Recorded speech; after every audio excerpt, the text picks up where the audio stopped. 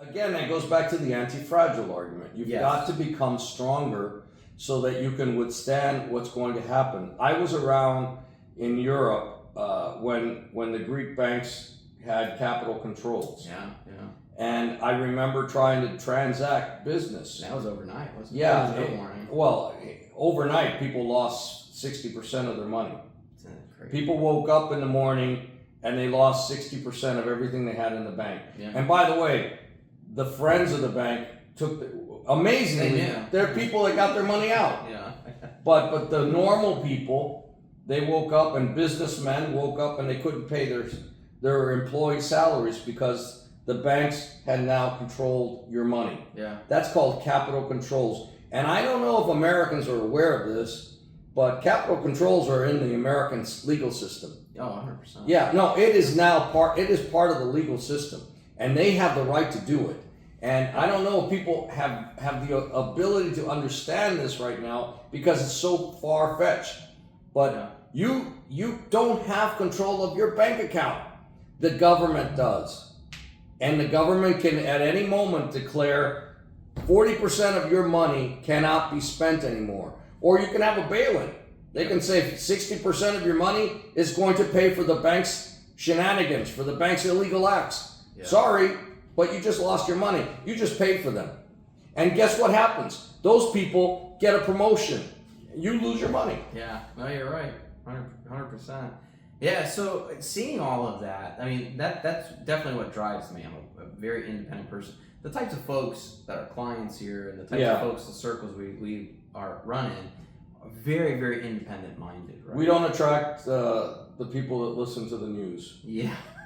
Atlas doesn't attract those people. Yeah.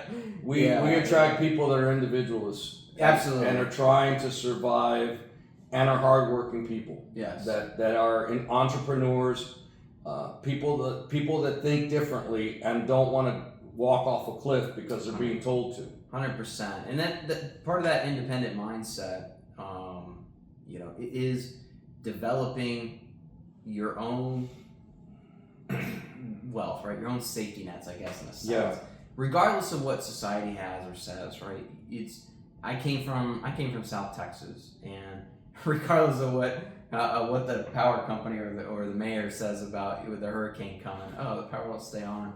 You don't want to rely on that. Well, I'm the same out in Miami. That's right. We learned early on, when the government collapses because of a hurricane, you have to protect yourself. Yes. You're not going to wait for people to come and give you water and give you food. No. You prepare. You get prepared for the events that you know are coming. The storm is visible. You had time to prepare. If you don't prepare, it's your fault. Don't wait for the government to save you. Save Absolutely. yourself. And I'll tell you, so I don't want this to seem all doom and gloom, but this type of mentality allows myself and others, independent-minded people, once we have those personal safety nets, right, or our own store of wealth, we are much freer to do more. Yeah, and absolutely. Invest more and build businesses and do things all over the world. So even if you're not so much a doom and gloomer, think of the opportunities that you're freeing up. Right? Sure. You're creating opportunities for you to do more in the world. And so coming back to Panama, just a quick sequitur. The kind of folks that we run in circles with and do business with,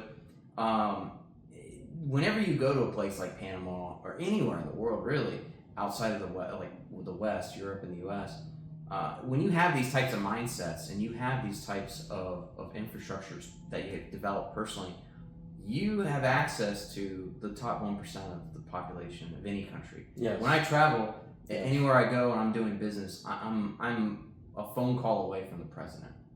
Almost always. The people that I'm working with are very high level, very, very sharp and intelligent, very plugged in.